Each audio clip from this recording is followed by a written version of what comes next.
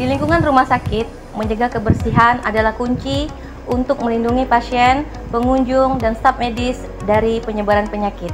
Namun, seringkali etika batuk yang seharusnya sederhana bisa menjadi aspek yang terlupakan untuk menjaga kebersihan di lingkungan medis. Batuk ke tangan terbuka atau ke udara di dalam rumah sakit dapat meningkatkan resiko penularan penyakit serius kepada pasien yang mungkin memiliki sistem kekebalan tubuh yang lemah. Sebaliknya, dengan menerapkan etika batuk yang tepat, seperti menutup mulut dan hidung dengan siku yang dilipat atau tisu, kita dapat membantu melindungi pasien dan orang-orang di sekitar kita. Dalam lingkungan rumah sakit, setiap tindakan sederhana bisa membuat perbedaan besar dalam menjaga kebersihan dan keselamatan bersama. Mari bersama-sama menjaga kebersihan di lingkungan rumah sakit. Dengan tindakan sederhana, kita bisa melindungi yang terkasih dan yang rentan.